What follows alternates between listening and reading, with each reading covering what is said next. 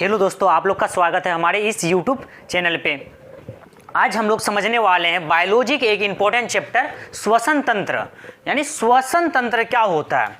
श्वसन तंत्र नाम यदि तंत्र है तो इसका मतलब इसमें कई सारे अंग जुड़े होंगे। श्वसन क्या होता है? जब हम सांस लेते हैं, सांस लिए, ये क्या है? श्वसन। सांस लिए तथा छोड़ें, ये श्वसन कहलाता है। अब श्वसन मात्र इतना नहीं है, जब हम किसी बाहरी वातावरण से ऑक्सीजन लेते हैं और वह हमारे शरीर के अंदर जाके वो हमें ऊर्जा देता है तथा कार्बन डाइऑक्साइड के रूप में हम उसे जब बाहर छोड़ते हैं तो यही श्वसन कहलाता है। श्वसन क्या होता है? श्वसन से ऊष्मा तथा ऊर्जा प्राप्त होता है। श्वसन से ऊष्मा तथा ऊर्जा प्राप्त होता है, यानी कि जब हम श्वसन करते हैं तो उससे हमें हमारे शरीर की तापमान नियंत्रित रहता है। जब हम श्वसन करते, एक तो हमारे शरीर का तापमान दो टाइप से बना रहता है। एक तो हो गया श्वसन, एक तो होता है ब्लड का परिसंचरण। जब ब्लड वहन करता है और हम जब सांस लेते हैं तो हमारे शरीर का तापमान बना रहता है। जब कोई व्यक्ति मर जाता है तो उसका श्वसन बंद हो जाता है तथा रक्त का परिवहन भी बंद हो जाता है, तो वो व्यक्ति का धीरे धीरे शरीर ठंडा हो जाता है। अब देखेंगे श्वसन क्या होता है।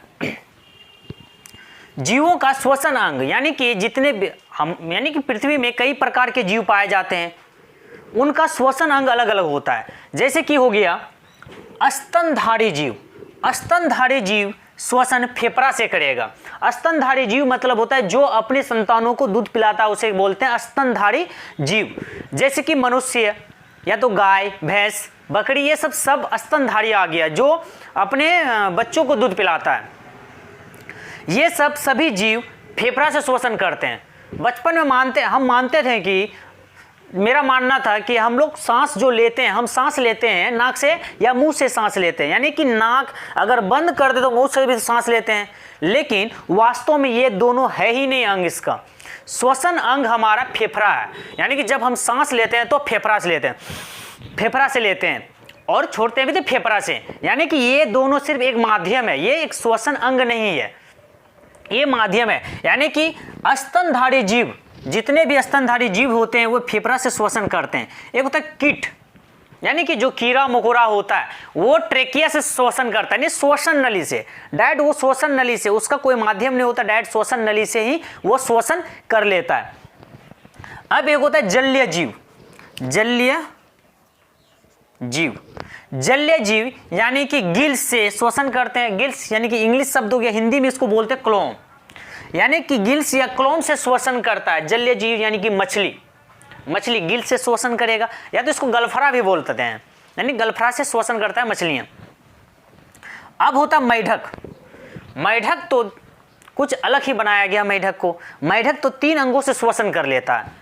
इतना तो व्यक्तियों के पास इतना गुण नहीं होता है जितना मेढक का होता है। मेढक 3 अंगों से श्वसन करता है। एक तो हो गया गिल्स, एक होता है फेफड़ा, एक होता है त्वचा। अब किस स्थिति में ये तीनों अंगों से श्वसन करता है? क्या एक बार में श्वसन करेगा? नहीं, एक बार में ये श्वसन तीनों अंगों से नहीं करता है। गिल्स से कब करेगा? यानी कि मेढक जब छोटा होता है तो उसे हम मछली के रूप में देखते हैं। जब मेढक छोटा होता है तो वो पानी में होता है, जिससे वो गिल्स से श्वसन करता है, यानी कि गिल्स से श्वसन करेगा। और जब मेढक बड़ा हो जाता है, यानी कि जब स्थल में जाएगा, जब स्थल में रहना चालू कर देगा ये, तो ये फेफड़ा से श्वसन करने लगता है।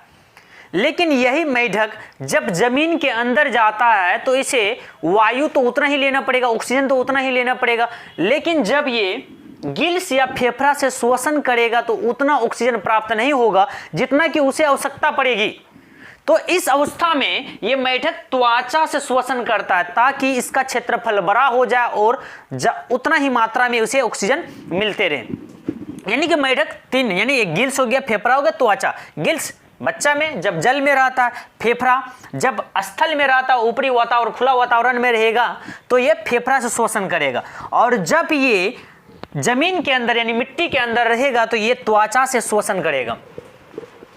अब समझते हैं, सांस लेते हैं और छोड़ते हैं तो उसे क्या कहा जाता है? जब सांस लेते हैं और छोड़ते हैं तो इस प्रक्रिया को श्वासोच्छ्वास कहते हैं। यानी कि ले लिए श्वास, फिर छोड़ दिए, तो इसे क्या बोलेंगे, श्वासोच्छ्वास। यानी श्वासोच्छ्वास एक तो होता है सांस का अंदर लेना और एक बाहर छोड़ना, यानी बाह्य श्वसन, एक होता है अंतःश्वसन। सांस लेना तथा छोड़ने की प्रक्रिया को श्वासोच्छ्वास बोलते हैं। यानी कई सारा सवाल पूछा जाता है कि श्वासोच्छ्वास किसे कहते हैं, या तो सांस लेना या छोड़ने की प्रक्रिया का कहते हैं श्वासोच्छ्वास।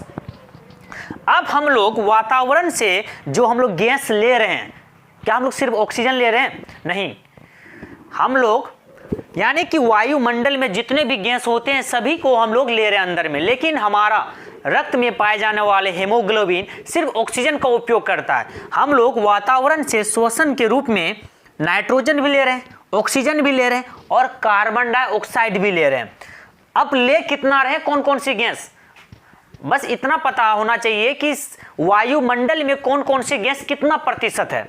सबसे पहले देखें तो नाइट्रोजन, नाइट्रोजन की मात्रा है यानी 78% और ऑक्सीजन का 21% और कार्बन डाइऑक्साइड 0.03%। यानी कि जितना वातावरण में गैसें हैं उतना ही गैस हम लोग अंदर लेते हैं। फिर छोड़ते कितना है, क्या इतना ही छोड़ेंगे? नहीं, नाइट्रोजन का उपयोग हमारे शरीर में नहीं होता है। हम लोग सिर्फ श्वसन करते हैं तो ऑक्सीजन को लेते हैं और कार्बन डाइऑक्साइड को छोड़ते हैं। अगर यहां देखें बाह्य श्वसन, जो हम लोग श्वसन को यानी ऑक्सीजन जब छोड़ते हैं, नाइट्रोजन का हम लोग तो 78% छोड़ देंगे क्योंकि नाइट्रोजन का उपयोग हमारे शरीर में नहीं होता है। अब आगे देखें तो ऑक्सीजन, क्या ऑक्सीजन को भी 21% लिए थे, 21% छोड़ देंगे? नहीं, 21% अगर छोड़ देंगे तो उपयोग कहां हुआ? यानी कि ऑक्सीजन हम लोग छोड़ेंगे 17% और फिर कितना हुआ, 21 था 17 चल गया, यानी कि 4% का और फिर हुआ। यानी कि ये 4% हम लोग उपयोग कर दें और इसको कार्बन डाइऑक्साइड के रूप में छोड़ेंगे। यानी कि लेते हैं 78%, 21%, 0.03% छोड़ते हैं 78% और ऑक्सीजन 17% और कार्बन डाइऑक्साइड 4%। चलिए आगे समझते हैं दोस्तों। श्वसन तंत्र यानी श्वसन के अंग, कुल श्वसन अंगों की संख्या लगभग 8 है। यानी कि नसा गुहा हो गया, एक हो गया ग्रसनी हो गया, एक कंठ हो गया, एक ट्रेकिया हो गया, एक ब्रकस हो गया, एक फेफड़ा, एक कुपिका, एक डायफ्राम। अब हम लोग समझेंगे श्वसन कैसे होता है। जब हम लोग ऑक्सीजन लेते हैं, ये है पूरा श्वसन तंत्र। जब हम ऑक्सीजन लेते हैं तो ये नसा द्वार के माध्यम से, यानी ये नसा द्वार हो गया, ये जो रास्ता है इसे बोलते हैं नसा द्वार, यानी कि नाक की द्वार को नसा द्वार। यहाँ से जब ऑक्सीजन प्रवेश करता है तो नाक यानी कि ऑक्सीजन के साथ कई सारा धूल कण तथा जीवाणु में यानी कि उसके साथ सम्मिलित होकर जाता है, जिसे छानने का कार्य इसमें पाए जाने वाले बाल कर देता है। यानी कुछ धूल कणों को तो छान लेता है, इसके बाद जो छोटे छोटे धूल कण बच जाते हैं वो अंदर में एक ग्रंथि पाया जाता है जिसका नाम है श्लेष्म ग्रंथि। श्लेष्म ग्रंथि से एक द्रव निकलता है जिसे श्लेष्म द्रव कहते हैं। वो धूल कणों को वो अपने में चिपका लेता है। जब नाक में डालेंगे तो उसमें चिपचिपा द्रव दिखेगा। यानी कि ये सर्दी के कारण से नहीं होता, ये हमेशा रहता है, जो ऑक्सीजन यानी हवा को छानने का कार्य करता है। इसके बाद ये आगे हवा बढ़ते हुए इसके बाद चल जाता है ग्रसनी में। ग्रसनी किसको बोलेंगे, यानी कि ये जो कंठ होता है इसको कंठ को बोलते हैं ग्रसनी। ये कंठ यानी पुरुषों का ज़्यादा उभरा रहता है और महिलाओं का थोड़ा कम उभरा रहता है। कंठ में दो जोड़ी स्वर रज्जु पाया जाता है, दो स्वर रज्जु पाया जाता है जिसके कंपन से आवाज या ध्वनि निकलता है। अब यहाँ से हवा ये प्रवेश करता है, यहाँ पे ग्रसनी के बाद एक पाया जाता है यहाँ पे एपिग्लटिस, यानी कि एपिग्लटिस इस रूप में होता है।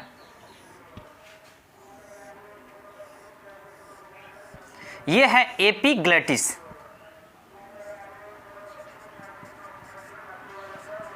एपिग्लटिस, ये एपिग्लटिस क्या करता है, ये ऑक्सीजन यानी कि हवा की रास्ता को और ये भोजन वाला रास्ता को, आहार नली को और श्वसन नली को अलग करता है।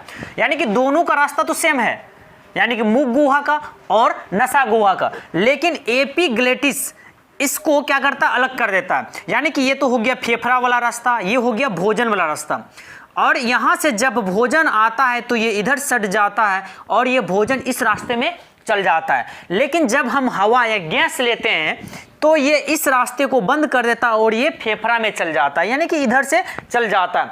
कभी कभी होता है ना कि हम लोग खा रहे होते हैं,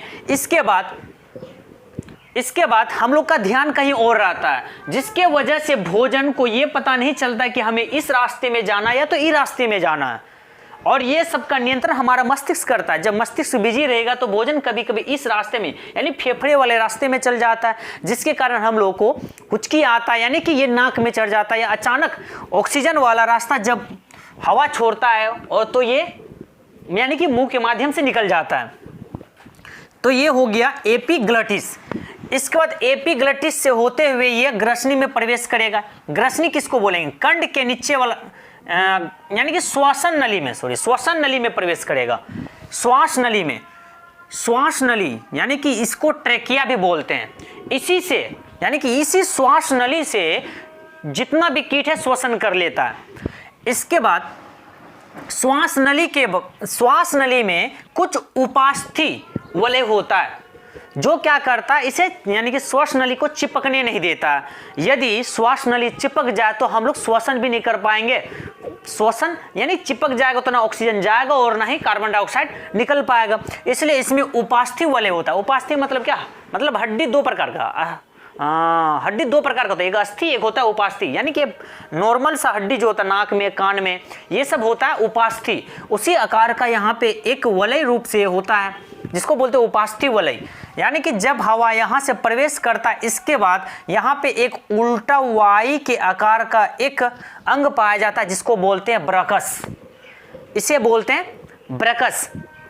दोस्तों जब ये हवा उपास्थि वलय से पार करते हुए जब यहाँ आता है तो ये दोनों फेफड़ों में बढ़ जाता है। इसके बाद यहाँ से ये आता है एक कुपिका, यानी कि ब्रकस किसको बोलेंगे? जो उल्टा वाई के आकार का ये अंग है इसको बोलेंगे ब्रकस। इसके बाद आता है यहाँ पे फेफड़ा में जहाँ पे ऑक्सीजन यानी हवा रहता है, जहाँ तक जाता है उसे बोलते हैं कुपिका। इसे बोलेंगे कुपिका लगभग यानी कि एक मनुष्य के फेफड़ा में लगभग 700 कुपिकाएं पाया जाता है। 700 लगभग 700 कुपिकाओं की गुच्छा यानी कि गुच्छा के रूप में पाया जाता है, जहां गैस रहता है और गैसों का आदान प्रदान होता है। अब इस माध्यम से यहाँ पे कुपिकाओं में जाता है और ये फेफड़ा दुहरी झिल्ली से घिरा होता है, यानी कि जिसको बोलते हैं फुसफुस बोलते हैं। दोहरी झिल्ली को जिसको हम फुसफुस बोलते हैं। यहाँ पे जाने के बाद यहाँ से इससे हृदय से यहाँ से धमनी और शिराएं जुड़ी होती है, जिससे यानी कि ऑक्सीजन को लेने के लिए रक्त आता है। इसका कार्बन डाइऑक्साइड यहाँ को छोड़ देता है। उस यानी कि रक्त में पाया जाता है हेमोग्लोबिन। रक्त में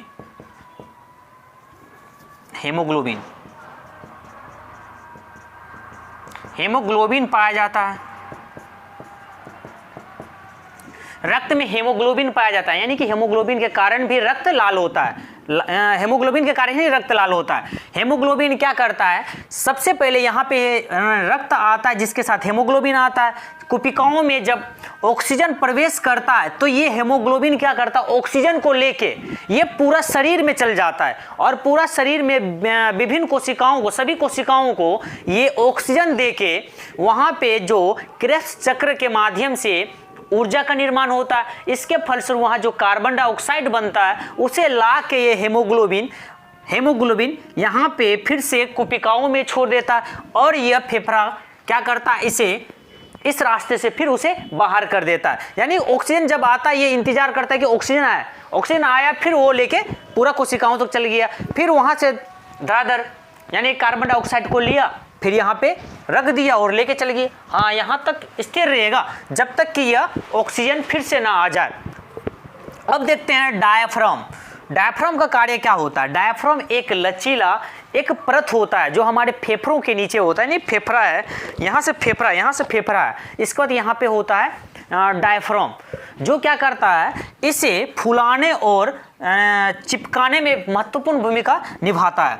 जैसे यानी कि ये फैलेगा तो जब हम ऑक्सीजन लेंगे तो ये फैल जाता है नीचे, लेकिन जब छोड़ते समय तो ये क्या करता है, ये ऊपर की ओर दबाव डालता है, जिसके कारण ये कार्बन डाइऑक्साइड हम बाहर छोड़ देते हैं। अगर डायफ्राम ना रहे तो हम तो ऑक्सीजन ले लेंगे, लेकिन कार्बन डाइऑक्साइड को नहीं निकाल पाएंगे। कभी कभी होता है कि जब किसी व्यक्ति को अंदरूनी चोट लगता है तो उसका डायफ्राम फट जाता है। जब डायफ्राम फट जाता है तो ऑक्सीजन तो लेता है, लेकिन वो मर जाता है, यानी कि थोड़ा सा चोट में। यानी कि डायफ्राम फटने के बाद जब वो ऑक्सीजन लेता है, श्वसन करता है, श्वसन तो ले लेता है, लेकिन वो छोड़ने में उसे तकलीफ होता है, यानी छोड़ नहीं पाता। इस कारण वो व्यक्ति कभी कभी मर जाता है। आगे देखें तो एक व्यक्ति 1 मिनट में लगभग 16 से 17 बार श्वसन ले सकता है, यानी ले सकता है और छोड़ सकता है। जब व्यक्ति सोया रहता है तो उस अवस्था में व्यक्ति लंबा सांस लेता है, पूरा लंबा खींचेगा और लंबा छोड़ेगा, जिसके वजह से सोने के समय में उसका श्वसन दर घट जाता है। बच्चे लगभग 1 मिनट में, छोटा जो बच्चा होता है वो धाए श्वसन करता है, क्योंकि उसका फेफड़ा ही छोटा होता है, फूक फक करके तुरंत श्वसन कर लेता है और वो स्पीड श्वसन करता है। लगभग 24 से 25 बार वह 1 मिनट में कर लेता है। यानी कि औसतन सामान्य व्यक्ति लगभग 16 बार प्रति 1 मिनट में 16 बार श्वसन करता है। यानी कि इन कुपिकाओं में अगर जब हम एक बार श्वसन करते हैं तो लगभग हम लोग 500 ml यानी मिलीलीटर तक ऑक्सीजन को ले सकते हैं। यानी 500 मिलीलीटर डिब्बा में जितना हवा अटेगा उतना हम लोग एक बार में श्वसन ले सकते हैं। यदि आप लोग को यह वीडियो अगर अच्छा लगा तो आप हमारे इस चैनल को सब्सक्राइब जरूर कर लें तथा लाइक करें।